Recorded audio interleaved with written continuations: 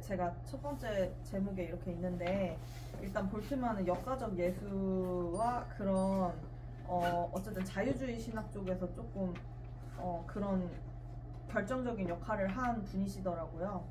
그래서 일단 이제 쭉 읽겠습니다. 예수의 삶과 메시아적 자의식, 역사적 예수의 삶의 형태. 불트만은 예수를 유대주의의 범주에서 이해한다. 예수는 기독교인이 아니었고 유대인이었다. 그의 선포는 유대주의의 사고와 양식과 틀 안에서 이해되어야 한다. 예수는 당시 세례파에 속했고 세례 요한의 집단에서 떨어져 나온 것 같다. 예수는 당시에 팽배한 메시아적 기대 속에서 자신의 공생애를 시작했다. 유대인으로서 예수는 당시에 동시대인과 함께 내려온 전승을 공유했다. 즉 예수는 당시 경건한 유대인에게 관례해야 된 유대인들에게 관례해야 된 종교적 규례들을 반대하지 않았다. 구제, 기도, 금식, 성전 숭배, 희생제를 드리는 것도 거부하지 않고 구약시대의 경전인 율법에 항상 동의했다. 불트만은 예수의 생애에는 두 가지 삶의 형태가 나타난다고 보았다. 바로 예언자적인 형태와 랍비적 형태이다. 종말론적인 메시지에 비추어 예수를 특징 짓는다면 그는 예언자처럼 보인다. 예수는 실제로 예언자라고 불린 적이 몇 번 있었다. 다른 한편으로는 예수를 그의 윤리적 말씀에 비추어 보면 그는 당시에 랍비처럼 보인다. 예수는 회당에서 스스로 선생의 위치를 취했다. 예수의 주변에는 항상 제자들이 있었다. 제자들과 반대자들과 함께 율법에 대해 논쟁하고 사람들과 함께 지식이 무엇인지 토론했다. 이러한 예언자의 형태와 랍비적인 형태 사이에는 결정적인 차이가 있다. 이것이 예수의 독특성이다. 예수는 당시의 다른 랍비에 비해 규례에 얽매이지 않았다. 예수를 따르는 무리 가운데에는 상당수의 여자가 포함된 것도 차이점이다. 예수는 죄인들, 창기들, 세리들과의 교제가 일반적 랍비들에게서 찾아볼 수 없었던 이질적인 것이었다. 예수의 하나님의 나라에 대한 선포는 다른 예언자들의 묵시적 기대와는 달랐다. 랍비로서 예수는 율법에 대한 복종이 인간의 성취가 되고 마는 형식적인 율법주의를 비판했다. 예수는 하나님 앞에서 인간의 전 실존을 포함한 근본적인 순종을 요구했다. 그로 인해 서기관과 종교 지도자와 갈등을 야기했는데 예루살렘에 있는 유대 지도자들이 예수의 죽음에 상당 부분 관여했음을 통해 알 수 있다. 불트만은 예수의 죽음이 비정치적이기도 하고 또는 정치적이기도 한 것으로 본다. 비정치적인 이유로는 예수의 메시지가 기존 사회 구조를 바꿀 만한 어떠한 사회적 프로그램을 내포하지도 않았다. 정치적인 이유로는 예수는 정치적 목적을 가지지는 않았으나 예수의 선포는 대중적인 지도력을 가지고 있었다. 대중에게 영향력 있는 인물로서 예수가 그의 추종자들과 함께 예루살렘으로 왔을 때 당국자들에게는 이것이 정치적으로 위험한 것으로 간주되었다. 정리한다면 예수는 정치적이거나 정치적인 의도가 없었으나 예수를 처형한 자들은 예수를 정치적으로 이해했던 것이다. 메시아적 자의식. 메시아라는 용어는 유대 종말론의 국가주의적 성격을 가지고 있다. 불트만은 예수가 자기의 인격을 묘사하기 위해서 어떠한 기독론적 칭호도 사용하지 않았다고 주장한다. 불트만은 당시 예수가 오는 인자에 대해서 말했을 가능성은 배제하지 않지만 예수는 인자를 자신과 일치시키지 않고 제3자적으로 표현했다고 한다. 볼트만에 따르면 주나 하나님의 아들과 같은 호칭에 그리스도의 신성이나 선제의 개념이 결합된 것은 헬라 교회에서 시기적으로 상당히 늦게 일어난 일이다. 신약의 호칭들은 존재론적 예수의 본성 때문이 아니고 예수의 특별한 기능과 역할 때문이다. 따라서 예수가 전통적인 의미의 메시아적 자의식이 없었다면 구원의 담지자로서 자의식은 있었는지를 물어보아야 한다. 불트만의 사상은 예수는 구원 전달자로서 자신의 사명에 대한 독특한 의식이 있었던 것은 틀림없다. 이러한 예언자적 의식은 구약의 예언자와 달리 결정적인 때 보내졌다는 의식을 가지고 있었다. 예수는 확고한 하나님의 뜻이 알고 있음이 분명했다. 그는 자신이 선포하는 메시지를 통해서 구원과 심판이 던져진다는 것을 알았다.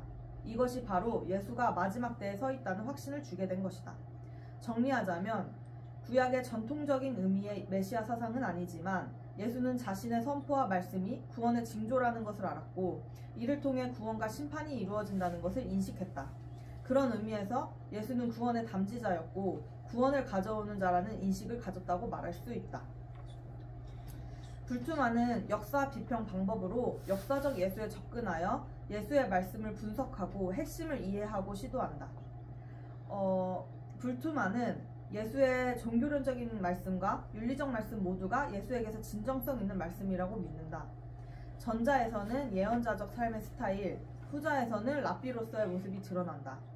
예수의 선포를 통해 드러나는 가장 큰 특징인 하나님 나라와 하나님의 뜻을 각각 살펴보고 그에 따른 인간의 응답과 결단을 알아가 보자.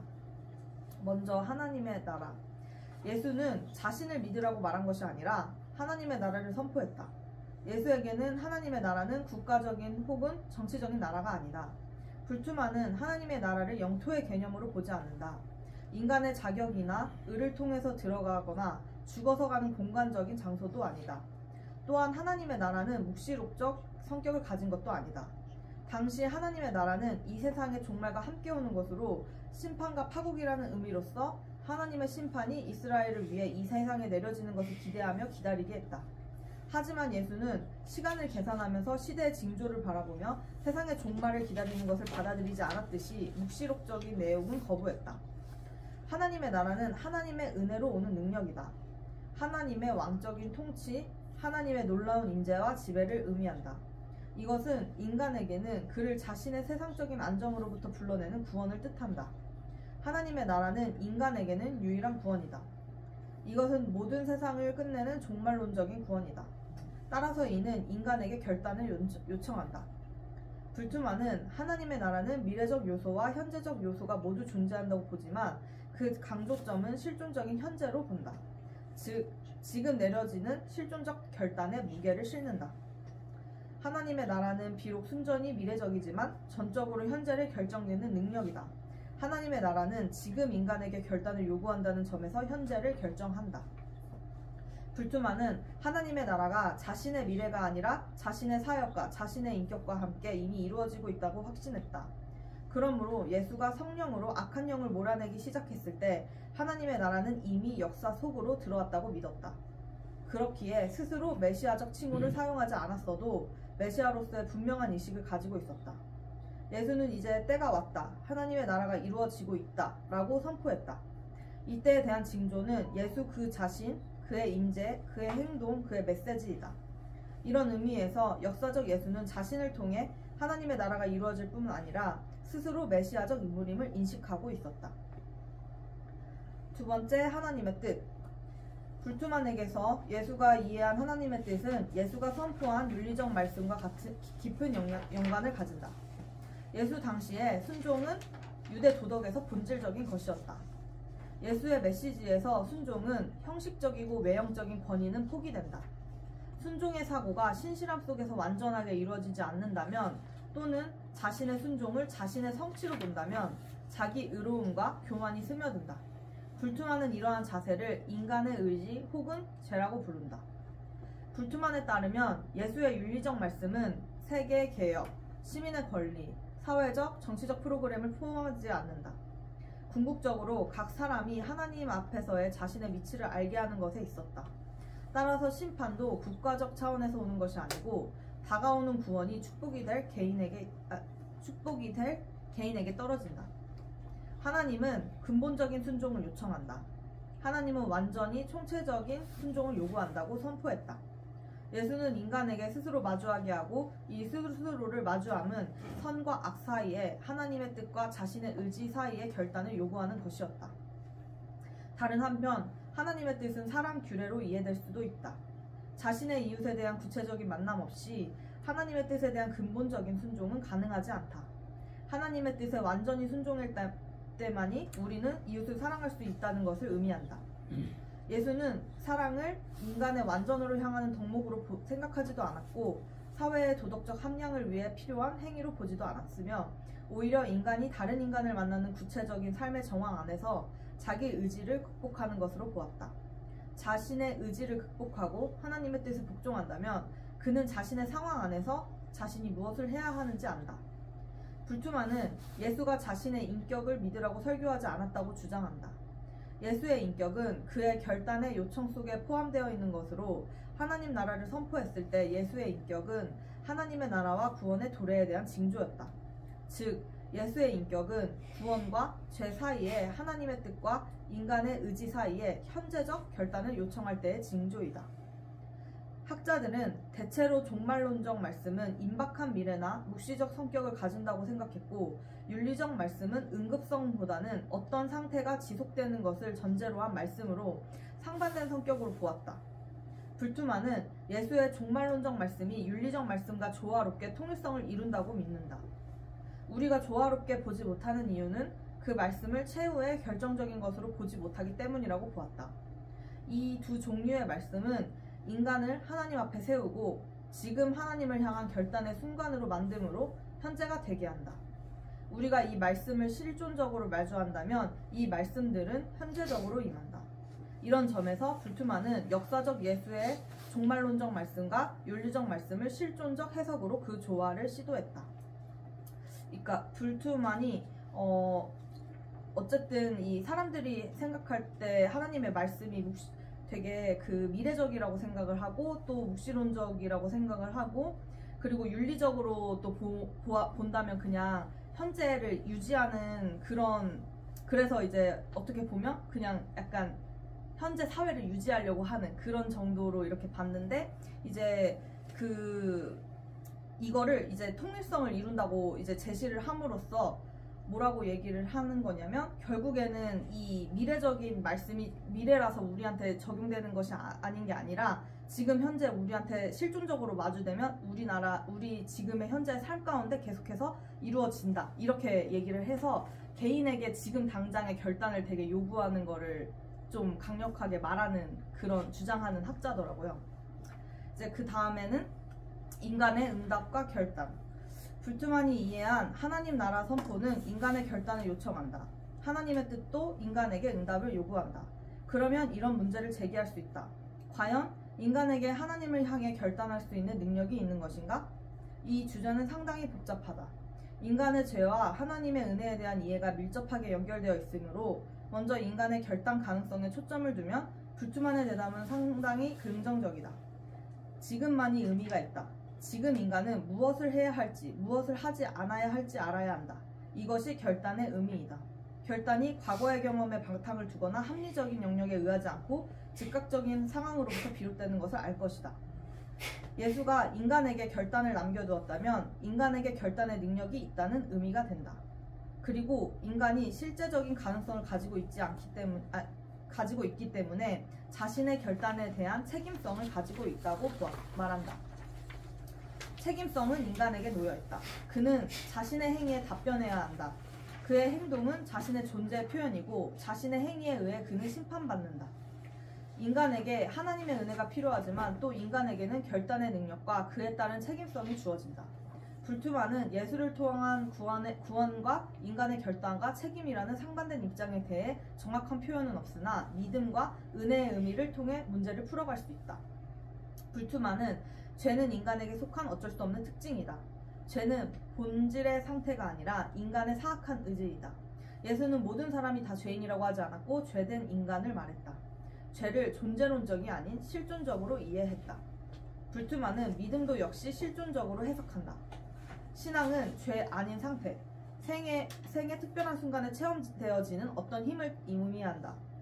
인간은 특수한 순간에 하나님의 뜻에 저항해서 자신의 자아의 죄되게 매달리고 있는 자신을 심각하게 만난다. 동시에 그는 자신을 하나님을 향하게 하는 어떤 힘, 신앙을 경험한다. 신앙은 하나님의 은혜의 체험으로 동시적으로 일어난다. 불투만을 이해하기 위해서는 죄, 신앙, 은혜 같은 용어들을 각기 분리하지 않고 실존적으로 이해해야 한다. 인간은 오직 실존적인 결단 속에서만 자신의 죄된 상태와 하나님의 은혜를 동시에 체험할 수 있다. 하나님의 은총은 오직 인간이 자신의 결정적인 무기력을 깨달을 때만이 알 수 있다. 이런 의미에서 불투만은 인간은 오직 하나님의 은혜로만 구원된다고 주장한다.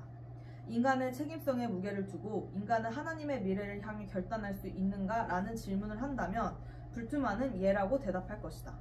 전 인간이 결단에 직면하고 전 존재가 위기에 달릴 것이고 그의 결단에 따라서 그의 미래는 결정될 것이다.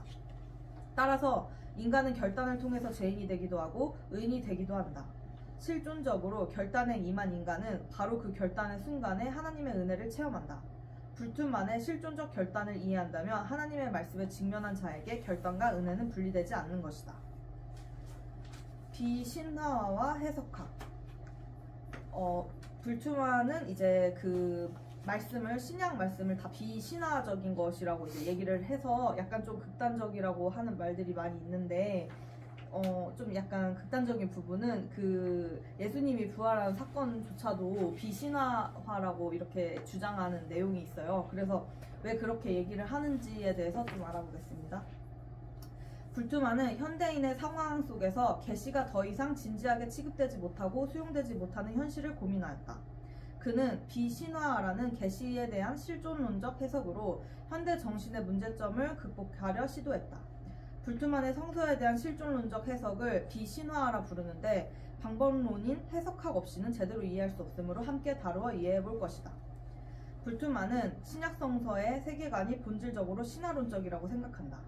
신화론적 세계관이란 세계를 3층 천적으로 구성된 것으로 하늘, 땅, 지옥으로 이해한다. 불투만은 신약의 신화론적 사고는 독특한 것이 아니고 그리스 시대의 모든 종교들이 공유한 세계관이었다고 생각한다. 당시의 별숭배, 신비종교, 영지주의, 유대 묵시적 신화 등에서 공통적으로 나타난다. 신약의 다양한 신화론적 주제들의 기원은 당시의 유대 묵시의 신화론이나 영지주의의 구원 신화들에서 쉽게 추적된다. 불투만은 신화를 어떻게 이해하고 규정하는가? 첫째, 신화는 비세상적인 사물을 세상적인 것으로 만든다. 초월적 실체를 만져지고 보여지는 이 세상적인 것으로 객관화시킨다. 둘째, 신화는 인간이 자신이 주인이 아니라는 깨달음에 대한 표현이다. 이 세상의 기원과 목적은 이 세상을 넘어서는 곳에서 찾아지는 것이라는 믿음의 표현이다. 셋째, 신화의 목적은 자신이 살고 있는 이 세상 안에서 자신에 대한 자기 인식의 표현이다. 그러므로 우주론적 해석이 아닌 인간론적으로 해석해야 된다. 불투만은 성서의 신화적 표현과 신화론적 세계관이 과학에 의해 사고가 형성된 현대인에게는 수용될 수 없는 것이라고 보았고, 현대의 과학적 세계관은 원인, 결과, 인과율에 따라 이해되므로 신약 성서를 신화론과 함께 선포하고 이것을 신앙의 이름이라고 받아들이라고 강요하는 것은 지성의 희생을 가져올 것이라고 보았다. 즉, 불투만은 현대인의 사고로는 도저히 이해되지 않는 것을 선포하면서 이것을 믿음의 이름으로 아멘하고 받아들여야 하는지에 대해서 문제를 제기한 것이다. 성서의 신화론적인 세계관과 현대인의 사고구조는 충돌을 일으킬 수밖에 없다. 여기서부터 불투만의 비신화화가 시작된다. 하지만 비신화화의 목적을 성서의 신화론적인 세계관을 과학적 세계관으로 바꾸거나 현대인에게 맞게 합리적 진술로 고치는 것은 아니다. 불투만은 비신화화를 통해 현대인에게 성서의 진정한 요청을 드러내므로 현대인이 자기 변명을 못하게 하려 한다. 불투만은 현대인은 과학적 지식에 의해 이 세상과 자신의 삶을 통제하려 한다. 자신의 계획과 욕망을 위해 자연을 포함한 모든 힘을 사용할 수 있다고 믿는다. 현대인은 진정한 안정은 인간의 개인적인 삶과 사회적인 삶을 조정함으로써 얻어진다고 생각한다. 다른 하나는 현대인은 진정한 안정은 인간의 개인적인 삶과 사회적인 삶을 조정함으로써 얻어진다고 생각한다. 그러므로 비신화화의 목적은 신약의 세계관이라는 잘못된 걸림돌을 제거하고 참된 걸림돌을 드러나게 하여 현대인에게 분명하게 마주치게 하는 것이다. 혹시 이거 15페이지요. 이제 불투만은 잘못된 걸림돌을 이제 신화론적 세계관으로 보았고 참된 걸림돌은 하나님의 말씀으로 보았던 것이죠. 즉 불투만은 신화론적인 세계관과 신화들을 비신화함으로 그 밑에 놓여있는 하나님의 말씀을 노출시키려는 것이다. 하나님의 말씀은 인간을 자기 중심성으로부터 불러내고 인간이 자신을 위해 구축된 잘못된 안정으로부터 불러낸다. 동시에 하나님의 말씀은 인간을 진정한 자기를 바라보게 한다. 그렇다면 비신화의 목적은 좋지만 과연 성서를 비신화하는 것이 정당한가? 정당성에 대한 불투만의 입장을 살펴보면 먼저 바울은 초기 서신에 비해 후기로 가면서 묵시문학적인 성격이 약화됨을 이유로 든다. 예수의 말씀, 선포, 복음과 율법, 심판과 종말 등의 개념에 대해 이미 실존적인 해석을 하였다. 또한 요한은 근본적으로 예수의 부활과 오순절 그리고 예수의 파르시아는 하나의 같은 사건이라고 믿었고 이것을 믿는 사람은 이미 영생을 얻었다고 믿었다. 즉 요한도 묵시문학적인 세계관이나 구조로 복음을 이해하지 않았다. 바울과 요한의 복음에 대한 강조, 은혜에 대한 강조를 비신화의 가정으로 이해한 것이다. 그래서 불투만은 이렇게 주장한다. 비신화는 신약 성서 자체의 그 기원을 가지고 있고 그래서 오늘날 우리의 비신화의 가제는 정당하다.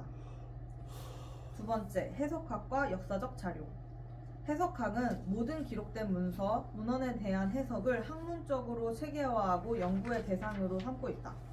근대에서는 단순히 글자를 해독하는 것이 아니고 그 문헌의 의미, 그 문헌을 남긴 자의 의도, 그 문헌을 가능하게 한 보이지 않는 이유와 문헌을 넘어서 있는 사회적 의미까지도 추구한다.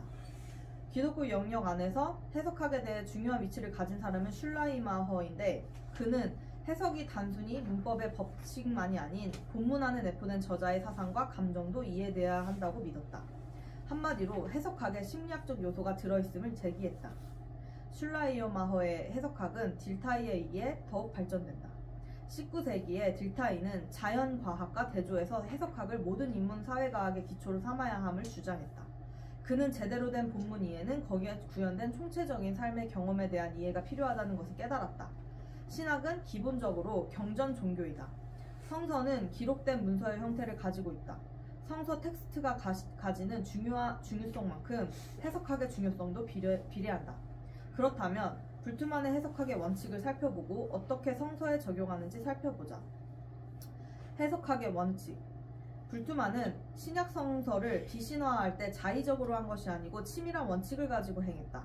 19세기의 자유주의 신학자들도 신약의 신학 목적 요소들을 잘 알았고 신화를 완전히 제거하고 핵심만 간직할 수 있다고 믿었으나 신화뿐 아니라 캐리그마 자체도 없애버리거나 캐리그마를 종교적 원칙 혹은 윤리적 원칙으로 환원시켜버렸다. 따라서 불투만은 자유주의 신학자들과 자신의 차이를 이렇게 표현한다.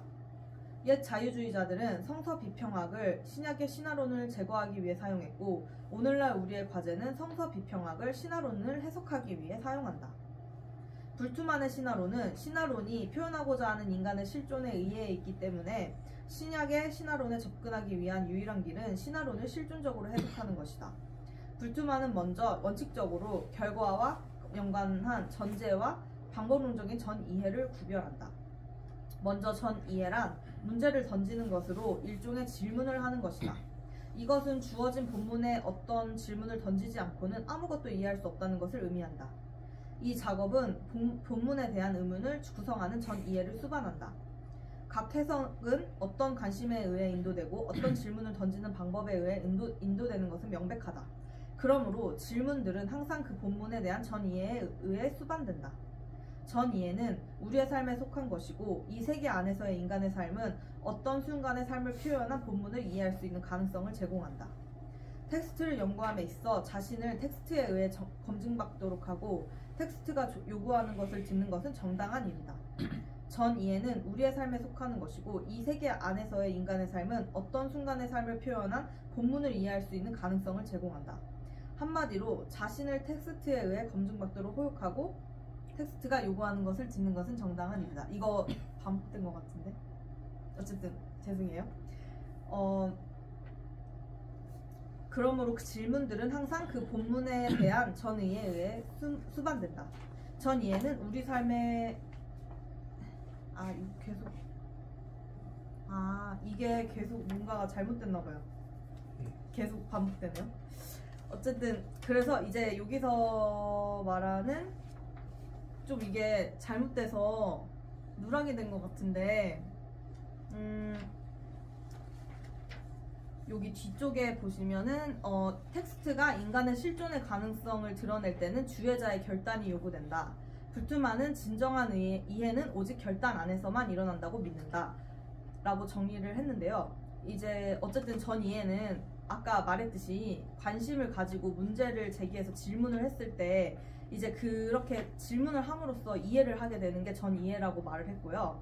그리고 본문을 보고 텍스트를 보고서 이제 자신이 진짜로 검증을 받는 거예요. 인간이 실존적으로 이제 검증을 이렇게 자기의 삶에 대입해서 검증을 했을 때 결단이 일어나잖아요. 그럼 그 결단이 일어난 다음에 진정한 이해가 나타난다고 이렇게 얘기를 한 내용인데 이거를 제가 지금 좀 잘못 적어가지고 이렇게 된 것 같아요. 죄송합니다. 이제 두 번째 해석학은 삶의 연관이다. 불투만은 이해의 가능성은 주어진 텍스트의 저자와 해석자가 삶의 연관을 가질 때만이 가능하다고 믿는다. 텍스트에 표현된 주제와 삶의 연관을 가질 때 이해가 이루어지거나 삶의 연관이 없다면 텍스트는 침묵한다. 예를 들어 바울 서신의 텍스트에는 바울의 실존이 내포되어 있다.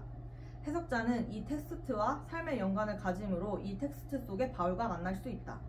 해석자가 마주하는 텍스트에서는 그 텍스트 속에 과거에 존재했던 실존이 담겨져 있다. 이러한 삶의 연관이 가능한 이유는 시대를 넘어서는 인간 존재가 가지는 실존성 때문이다. 이 삶의 연관을 통해 현대 해석자는 텍스트의 저자와 동일한 세계에서 마주한다. 불투만은 앞서 말한 전 이해와 삶의 연관이 없이는 어떠한 텍스트도 이해할 수 없다고 주장한다. 두 번째, 역사적 자료. 불투만은 역사적 현상에서의 객관성과 해석에서의 객관성이 가능한가를 질문한다. 역사적 자료의 해석에는 크게 두 가지 접근이 가능하다. 첫째, 단순히 과거를 재구성하는 것이다. 둘째, 역사적 자료로부터 현재를 살아가는 우리를 위해 뭔가를 배우는 것이다. 불투만은 이 두 가지 중 첫 번째 방법을 반대한다. 역사가의 주관성, 역사가에 의해 취해진 인간적 관점 때문에 객관적 지식을 기대하지 못하기 때문이다. 그러므로 과거 사실에 대한 객관적 재구성은 가능하지 않다. 그렇다면 두 번째 방법을 역사에 접근하는 적절한 방법이라고 볼 것이다. 불투만은 해석의 목적은 인간 실존이 살아 움직이는 삶의 영역으로서의 역사에 대한 관심, 인간 실존에 대한 가능성을 발견하고 발전시키고 역량을 찾아낸다. 우리가 문제를 가지고 역사에 살아있는 방법으로 접근한다면 그때 역사는 정말로 우리에게 말하기 시작한다. 대화를 거쳐 과거는 살아나고 역사를 배움으로 우리의 현재를 알게 된다. 이러한 의미에서 불투만은 해석자의 실존이 주관성을 넘어 객관성을 확보한다고 보았다.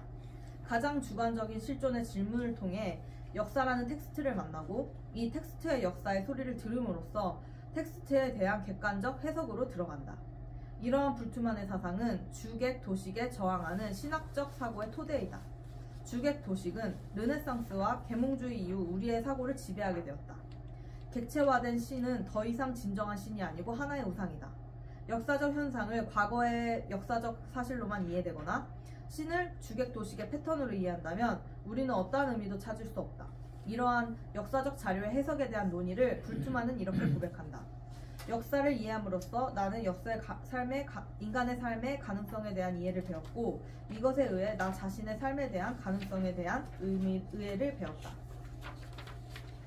해석학적 원칙과 실존 철학. 먼저 해석학적 원칙의 성서 적용을 보겠습니다. 볼트만은 인간은 신에 대해 사전에 어떤 지식과 신과의 어떤 연관을 가진다고 보았다. 의식적이든 무의식적이든 인간의 삶은 신을 향한 추구에 의해 움직여진다. 즉, 인간 자신의 실존에 관한 질문에 의해 움직여지기 때문에 인간의 실존이 성서에서 어떻게 이해되는지에 대한 인간 실존에 대한 질문을 바른 질문이라고 생각한다. 불투만은 이를 위한 가장 적절한 철학은 실존 철학이라고 생각했다. 하지만 불투만은 실존 철학과 신약 사이에 결정적 차이가 하나 있다고 보았다.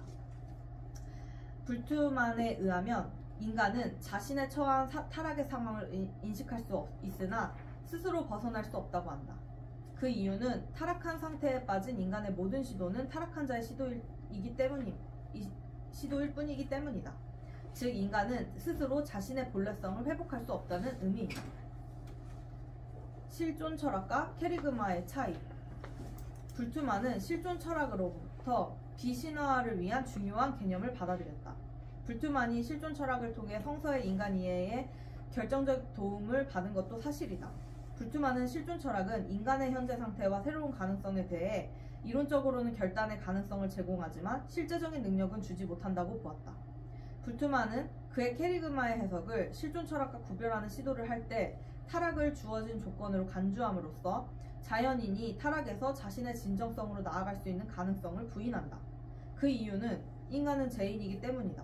쉽게 말하면 인간의 실존과 이해, 분석에서는 실존 철학과 차이가 없으나 인간의 본래성 회복의 가능성의 여부에서는 차이가 있다. 불투만은 인간은 죄인이므로 스스로를 구원하지 못한다고 본다. 불투만은 죄를 독립적 실체나 인간의 일시적인 실패로 보지 않고 인간 전 존재의 직접적인 표현으로 본다. 불투만은 인간이 자신의 안정을 하나님에게서 찾지 않는 이유는 하나님이 결코 자기 마음대로 되지 않기 때문이라고 보았다. 그러므로 세상에서 생명을 추구하는 것은 자신이 조종할 수 있는 것을 추구한다는 것을 의미한다. 즉, 자신이 마음대로 할 수 있는 삶을 전제하는 것이다. 따라서 궁극적인 죄는 삶을 창조자가 준 선물로 보지 않고 자신의 능력으로 조정하려는 것이며 하나님으로부터가 아니라 자신의 자아로부터 비롯되는 삶이다. 인간은 자신이 성취할 수 있는 것에 더욱 매달리기 때문에 인간은 죄의 노예로 만들어진다. 만약 인간이 자신의 힘을 율법으로 지킴으로써 신 앞에서 의를 이룰 수 있다고 생각한다면 이 열정적인 율법의 완성과 성취는 인간의 인생에 속한 타락의 한 표현일 뿐이다. 불투만은 죄를 이렇게 정의한다. 눈에 보이는 안정을 추구하고 손에 잡히는 실체를 추구하며 일시적인 것들에 매달리는 것이 죄이다. 왜냐하면 이런 행위들을 통해 우리는 우리의 삶으로부터 보이지 않는 실체를 닫아버리고 우리에게 선물로 오는 하나님의 미래를 거부하기 때문이다. 한편 신앙은 죄 아닌 상태를 의미한다. 성서는 생명이 항상 선물이고 신앙은 자신에게서 떠난 하나님을 향하는 것이다. 신앙은 인간의 자기 안정을 포기하는 것이고 눈에 보이는 것 너머에 있는 오직 하나님 안에서의 안정을 찾는 것이다. 진정한 삶은 복종의 행위 속에서 이루어진다. 그러므로 신앙은 인간이 마음대로 조정할 수 없는 하나님의 미래를 향한 복종을 뜻한다. 이런 의미에서 신앙은 복종이다. 자기 자만을 포기하는 것. 자유로워지는 것은 하나님에 대한 순수한 신뢰, 보장 없는 신뢰, 전적인 신뢰를 의미하는 것이다. 불투만은 하나님의 은혜는 과거의 굴레로부터 구원을 가져오는 죄의 용서를 의미한다. 죄의 용서는 법적인 개념이나 형벌을 사면하는 것과는 다른 개념으로 오히려 용서는 죄로부터의 자유를 뜻한다. 이런 의미에서 불투만은 하나님이 그리스도 안에서 이미 우리에게 구원을 행하셨다고 말한다. 실제적으로 진정한 삶은 자신으로부터 해방될 때만이 가능해진다. 인간이 아무것도 할 수 없는 바로 그 지점에서 하나님이 인간을 위해 개입하고 행했다. 그러므로 구원의 토대는 인간으로서는 선물로 받아들여야 하는 그리스도의 죽음과 부활이다. 그러므로 불투만은 실존 철학과 캐리그마를 동일하게 보지 않았다. 그 결정적인 차이는 바로 구원에 대한 이해에서 비롯된다고 볼 수 있다. 불투만은 이렇게 말한다. 구원 사건인 그리스도의 죽음과 부활이 인간에게는 전적으로 은혜이다. 이 선물을 받아들임으로써 인간은 생명을 성취하려는 혹은 자기 자신의 노력으로부터 자아를 성취하려는 자신의 왜곡된 노력으로부터 구원받는다. 역사와 신앙. 중세 이후 근대까지 기독교의 우선적 주제는 이성과 신앙의 문제였다. 계몽주의 이후 역사학의 발전은 역사에 대한 관심을 고조시켰다. 현대인에게 역사가는 과거와 달리 단순한 공간적 사고가 아니라 시간을 사고의 요소로 받아들이는 역사의식이 자연히 자리잡았다. 역사적 사고는 역사의 모든 사건을 시간 안에서 해석했기 때문에 초월적인 요소를 받아들이지 않는다. 계시는 진리에 대한 타당성을 역사 내적인 사건에 의존하지 않는다. 따라서 기독교의 가장 중요한 계시의 초월적 성격과는 심각한 대립을 가져오게 된다. 결국 역사와 신앙의 문제는 신학에서 해결하지 않을 수 없는 문제가 되었다. 불투만은 역사와 신앙의 만남이 가능하다는 것을 보여준 신학자이다. 역사와 신앙의 만남을 시도한 신학자는 종종 있었지만 불투만처럼 역사 비평학을 적용하면서 진지하게 신앙과 대화를 한 신학자는 없다. 불투만은 역사가로서 역사적 예술을 추구했고 동시에 오직 믿음의 전승에 충실한 전형적인 개신교 신학자이다. 예수는 하나님이 세상의 마지막 날에 자신을 보냈다는 의식 속에 있었다. 이것은 자신의 선포에 의해 사람들에게 요청한 것이 결정적 결단이었음을 의미한다. 그가 지금 사람들을 회개토록 선포하는 것은 정확히 하나님의 은혜에 대한 최종적 증거이다. 그의 오심은 마지막 때의 하나님의 은혜이다. 참으로 예수는 자신의 사역의 근거에 결단을 요청했다. 불투만에게서 하나님의 말씀과의 만남이나 캐리그마가 선포될 때 인간에게 결단이 요청된다. 역사적 예수가 구원의 주체라는 것을 명백히 볼 수 있다. 예수의 죽음 이전에 예수의 선포에 응답함으로써 제자들은 하나님의 뜻을 향해 결단할 수 있었다. 따라서 불투만은 역사 비평학적으로 역사적 예수를 찾을 수 있고 나아가 이 역사적 예수를 통해 구원이 가능하다는 것을 보여준다. 나아가 역사적 예수의 말씀과 인격을 통해 구원이 선포된다는 것도 밝혔다. 이제 불투만이 추구한 역사적 예수의 구원이 신앙의 그리스도의 구원과 동일한지 보자. 불투만은 역사적 예수와 케리그마의 그리스도가 같은 성격으로 만난다고 보았다. 첫째, 양자 모두 최종적 목표가 인간의 구원 혹은 인간의 새로운 자기 이해이다. 그러므로 역사적 예수의 선포와 마주하든 신앙의 그리스도인을 만나든 인간은 다 같이 구원에 이를 수 있다. 둘째, 양자 모두 지금 여기에서의 결단을 요구한다. 추상적 지식이나 개념이 아닌 실존적 결단을 요청함으로써 이 결단을 통해 예수 그리스도는 현재화된다. 셋째, 결단에 의한 인간의 죄 혹은 세상적인 것을 추구하여 만든 안정성이라는 참담지 못한 삶에서 자유로워진다. 여기서 인간의 결단의 측면은 항상 하나님의 은혜이므로 이 결단은 인간의 능력이라는 의미는 아니다. 그러나 불투만은 역사비평학과 신앙을 연계시키는 것에는 반대한다. 이런 면 때문에 불투만의 신학은 해석에 어려움이 따른다. 왜 불투만이 역사비평학에 대한 자신의 일관된 입장과 다른 주장을 할까? 그 이유는 바로 기독교 신앙은 뭔가 절대적인 것에 의존해야 된다고 보았기 때문이다. 불투만은 역사의 의미를 부정하지도 않고 역사와 신앙이 접촉점이 있으며 만날 수 있음을 보여주었다. 역사와 신앙 사이에 서로 접촉 가능한 부분이 있다는 의미는 계몽주의 이후 역사적 예수의 탐구에 기여한 불투만의 진정한 공헌이다. 불투만은 역사 비평적 연구가 기독교 신앙을 파괴하지 않을 수 있다는 것을 보여주었다. 평가. 불투만이 우리에게 남긴 중요한 통찰은 역사와 신앙의 괴리를 극복할 수 있는 토대를 마련했다는 점이다. 역사적 사고는 역사의 진행에 초월적 존재의 간섭을 용납할 수 없는 구조를 가지고 있다. 반면 기독교의 계시는 초월적 존재의 역사 내에 섭리를 기본 명제로 하고 있다. 따라서 18세기 계몽주의 이후 역사적 사고와 기독교는 갈등이 있었으나 불투만은 역사와 신앙의 해결 가능성을 역사적 예수와 신앙의 그리스도 사이의 연속성을 통해 보여주었다. 철학적 역사적 예수와 신앙의 그리스도를 동시에 추구하며 근거를 제공한 신학자였다. 그는 역사적 예수의 선포에서 핵심이 되는 하나님 나라와 하나님의 뜻이 무엇인지 밝혀냈다. 이것이 바로 역사적 예수가 의도했던 것이고 우리에게 요청한 선포의 내용이다. 불투만은 비신화를 통해 성서 해석의 새로운 지평을 열었다.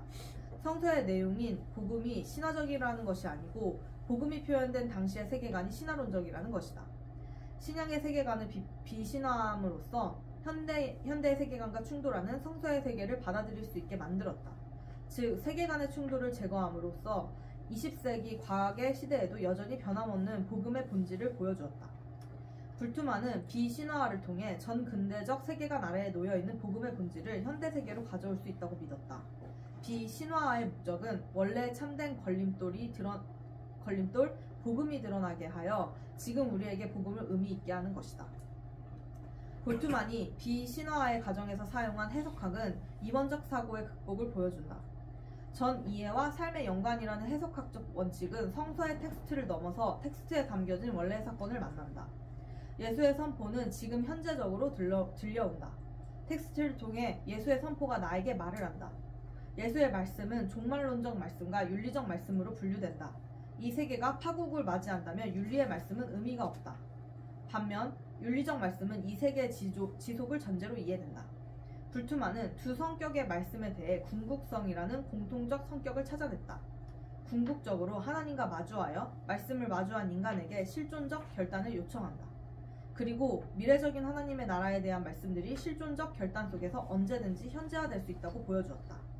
하지만 개인의 결단의 현재성이 강조되므로 개인의 실존에 지나친 초점이 주어짐으로써 하나님의 나라가 가지고 있는 공동체, 역사적 측면을 간과했다는 한계점도 있다. 실존적 결단은 개인적 차원을 넘어 사회적 성격을 가질 수 있다. 따라서 불투만의 실존적 신학의 특징이 사회 경제적, 정치 신학적 특징으로 발전할 수 있는지 검토해볼 필요가 있다. 네, 여기까지 했습니다. 전체적으로 좀 이걸 준비하면서 어떤 좀 동의가 좀 됐어요? 아니면 생각이 좀 들었어요? 저는 이제 이걸 보면서 조금 느낀 거는 먼저 비신화화는 좀 너무 많이 갔다고 저는 조금 생각이 들었던 게 왜냐면 근데 또 의지는 그 취지는 좋았던 게 어쨌든 현대인들이 너무 과학적인 사고방식을 가지고 있으니까 이제 그 예수님의 부활 사건은 아예 그냥 부활이나 뭐 이런 초자연적인 사건들에 대해서 아예 믿지를 못하고 그냥 신화적으로 취급하는 것들이 있었잖아요. 근데 그거를 그게 중요한 게 아니라 그 당시의 세계관에서는 그렇게 표현을 한 것이다라고 얘기를 함으로써 어쨌든 사람들에게 더 여기서 말하는 참된 걸림돌과 그 정말 헛된 걸림돌인가? 그 잘못된 걸림돌인가? 그게 이제 잘못된 걸림돌이 신화적 세계관이라면 참된 걸림돌은 예수님의 말씀이다. 결국에는 본질적으로 예수님의 말씀이 더 중요한 거다 해가지고 결국에는 이 신화적인 세계관에 상관이 없이 예수님의 말씀을 잘 사람들에게 적용할 수 있도록 그런 지평을 열었던 거는 좋은 것 같아요. 결과론적으로는. 근데 이제 너무 이제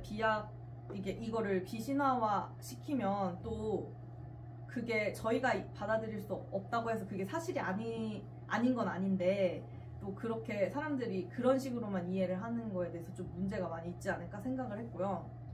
그리고 또 이게 이 불트만이 어쨌든 실존 철학이니까 이제 그 실존적으로 이제 그 지금 항상 이제 말씀이라는 게 종말론적인 메시지도 담고 있으니까 항상 미래적이고 뭔가 나한테 적용이 되지 않고 이후에 뭔가 사후 세계나 뭔가 심판이나 이런 쪽으로 간다면 사실 현실에서 사람들이 그렇게 와닿지가 않는데 이제 이분은 이제 텍스트를 통해서 이제 본문을 통해서 예수의 선포가 지금 나한테도 작용한다는 것을 이제 얘기를 하더라고요. 그래서 그게 지금 나한테 실존적 결단을 요청을 하고 그렇게 하는 그럼으로써 내가 거기서 결단을 하면 진정한 이해로 나아갈 수 있다고 얘기를 했는데 이제 이 부분은 정말 저도 좀 이제 제가 경험한 바로는 되게 동의가 됐었어요. 그리고 그러면서 또 한편으로는 이게 너무 개인주의적으로 가다 보니 이게 공동체가 좀 필요 없게 느껴지는 부분도 있었어요. 왜냐면은 사실 교회에서 같이 이렇게 얘기를 하면서 뭔가 나한테도 서로 공동체를 통해서 이루어 나아가는 것들이 있는데 그게 아니라 그냥 내가 열심히 잘 믿으면 되고 내가 열심히 결단을 해서 삶을 변화하면 된다. 약간 이런 쪽으로만 너무 이제 가니까 좀 어떻게 보면 나중에는 하나님 나라에 대한 그런 이제 뭐 사회적 문제라든지 사회적으로 뭔가 이슈가 되는 문제들이 있잖아요. 그럴 때 그거를 공동체적으로 해결해야 되는 부분들도 있을 텐데 그런 게 혼자만을 그렇게 강조한다면은 혼자 내가 열심히 해서 내가 그렇게 한다 해서 그게 이루어지지 않는 사건들도 많이 있는데 이제 그럴 때 좀 한계가 있지 않을까 그런 생각을 조금 했어요. 네. 감사합니다.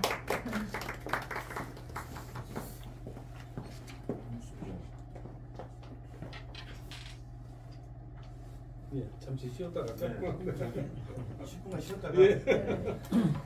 이렇게 귀한 발전하는데 신랑은 어디 갔어?